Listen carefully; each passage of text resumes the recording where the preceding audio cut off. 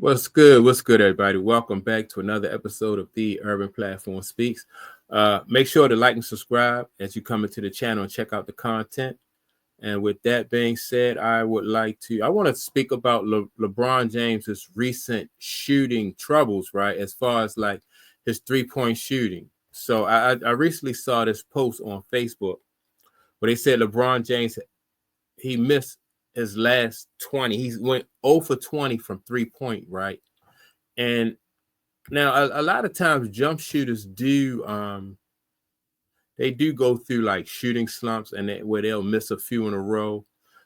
But this to me is different. Like I spoke a couple days, well, the last couple days I've been speaking about LeBron James and him falling off the cliff, right? And him um, just hitting the wall. You can look at it. You can look at the way he's been playing and seeing that LeBron James is really just hitting the wall. And I even think I will even go so far as to say that, in my opinion, it looks like LeBron James is losing even confidence. Once you get to the point where you can't, where physically you can't dominate like the what you are used to dominating, that really shakes a player's confidence. And so now with LeBron James missing 20 3-pointers in a row, it's not like he's being more aggressive, like going to the basket, you know. And so he's settling for he's still settling for 3-pointers, which can shoot his team out of the game. You know, if you continuously miss and you don't find other ways to score and contribute, then you'll shoot your team out of the game. And so, now the Lakers, I think they haven't won their last, I think they lost like 3 in a row, at least 3 in a row. And so that right there, just goes to show that, like he's shooting them out of the game. Like if your jumper, everybody knows that if your jumper is not going, you find other ways to, to help your team out, and LeBron has even said that in the past. Like, he's always said that, like, if his shooting is off, then he can find other ways to affect the game. But now at this point in time, it's not looking like he's finding other ways to affect the game, at least not in a positive way. Another thing that I noticed is LeBron James, his turnovers are up. So he's turning the ball over at a higher rate. And then he's shooting. His shooting is really is suffering. And so, and it always go back to what I always say about LeBron James. Like, LeBron James don't have, and he's never taken the time to develop like a signature shot, right? And so you saw with Michael Jordan, like later on in his career, no matter how old Michael Jordan, how long Michael Jordan played, he can always get his fadeaway jumper off. And even when he played with the Wizards, that fadeaway jumper just was unstoppable, and some nights Mike will come out and give you like close to 40 points. Now he wasn't doing that every night, but sometimes, like on certain nights, Mike will come out with the Wizards and give you like 40 points, because he had that fadeaway jumper. He could go either on the left wing or the right wing. And I think now it is. Now, don't get me wrong. LeBron James was what this is like. He's played over 20 years in the league. But still, like and when you look at Kareem had the sky hook. And so, Kareem could always get that sky hook off. And so I think if LeBron James had a signature shot, then LeBron James would still be able to help his team, as far as like on the offensive end. Because if he's shooting a 3-pointer and teams realize that he's off back earlier in his career, he could just play bully ball and just bully his way into the lane and get a layup. But he can't do that now, because now players can stay in front of him. And now, he's not stronger than everybody in the league. So he's going up against guys who are younger and more athletic than he is.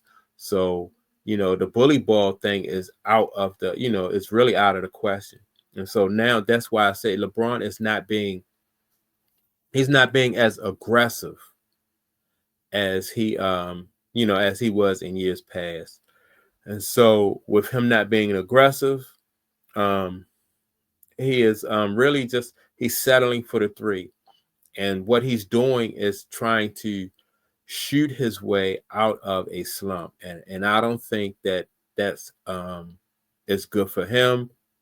And I don't think it's definitely not good for the team, because what happens is you have players just standing around, waiting to see what LeBron do with the ball. And then so you don't have any motion. It makes the game easier for the defense. And so, LeBron James, his shooting slump is just hurting the team in so many different ways. And so I think now, earlier in the season, I thought that LeBron James would be on this team. I thought that he would be like a good third option, right? And so now I really have to change that, and say that maybe he should be coming off of the bench. Because if you think about it, all right, number one, you're going to run it through Anthony Davis, right? Then I think Dalton Connect should be like the second option. And then pick anybody else to be the third and the fourth option, because LeBron right now is almost become a liability.